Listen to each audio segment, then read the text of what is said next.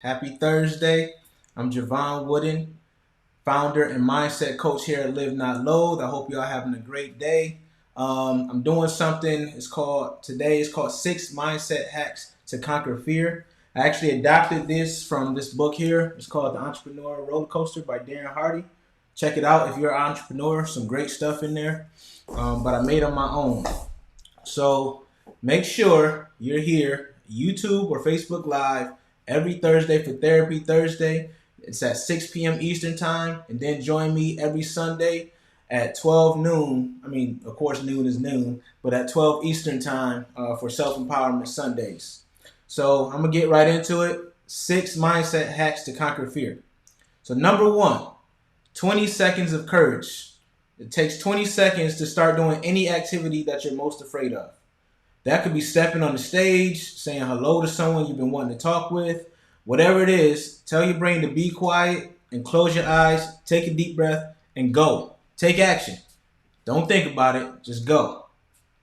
Number two, get out of your own head.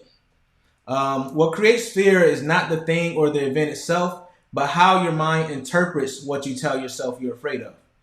How many times have you felt afraid or nervous to do something only to realize after it's over that it really wasn't that bad?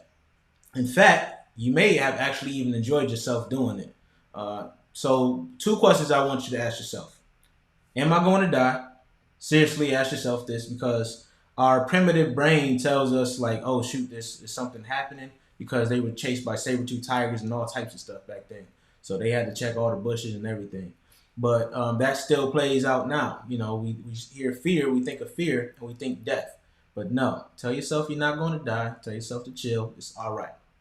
And then another thing to ask yourself is, will I regret it later if I don't do this?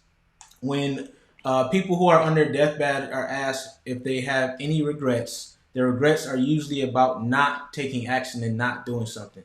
Don't be that person. Go ahead and take the action. If it keeps coming up for you, do it. Number three, stop anticipating and setting negative expectations. The worst part of doing something you're afraid of is the constant focus on the negatives that could happen.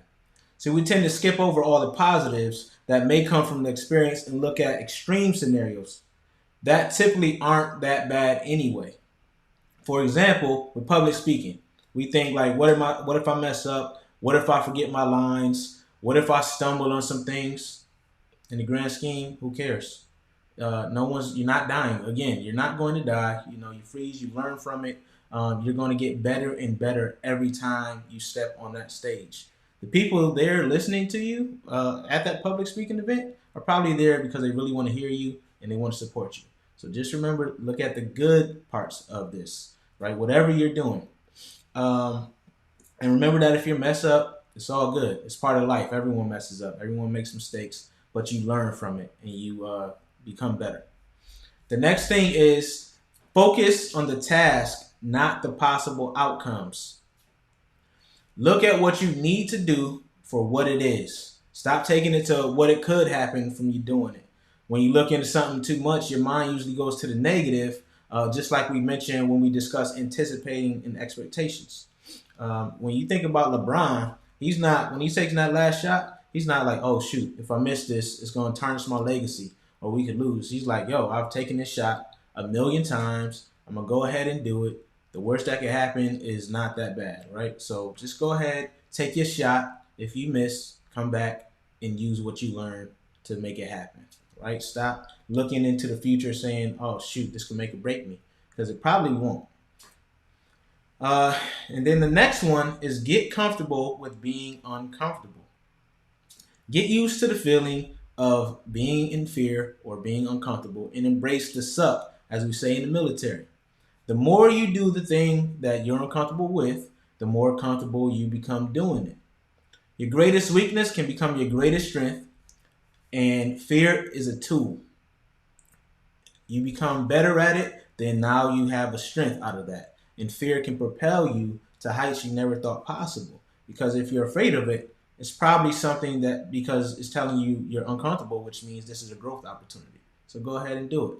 Now I'm not talking about going straight and run to a lion in the middle of the safari now. I mean, I'm talking about, goals, people. So just be clear. All right. Last one is make fear and failure fun. Go towards what you're scared of and look at it as an opportunity for a breakthrough. If you are always risk averse in life, you will cap your potential growth and you'll have regrets. You have to realize that failure is a big part of succeeding. Rejection and failure are not bad. Use them as signals that you have growing to do and more action to take before you're ready. That's all right. Learn from it, grow from it. Don't say, oh, it's the end and oh dang, I didn't get that job, or whatever the case may be, or maybe the dude or the young lady rejected you when you tried to talk to him. That's fine. It's all good. You're still here, you still have other opportunities, other chances. And a lot of times that thing may not have been meant for you at that specific moment. So something better or something more relevant may be coming later on. So it's okay. Now, the bottom line is you have to see failure as a good thing, or at least accept it as part of the journey. Fall in love with the journey, failures and successes, and you will elevate higher than you even thought possible. All right, people, that's it for Therapy Thursday. Short, quick, to the point, and we're going to take it on to Sunday. Remember, Self-Empowerment Sundays at noon Eastern Time. Check me out. It's going to be a very good conversation. It's really about taking steps gradually towards what your purpose is instead of rushing. Embrace the journey, as I just said. All right. Peace and love to y'all. Appreciate you joining, and I'll see y'all Sunday. Later.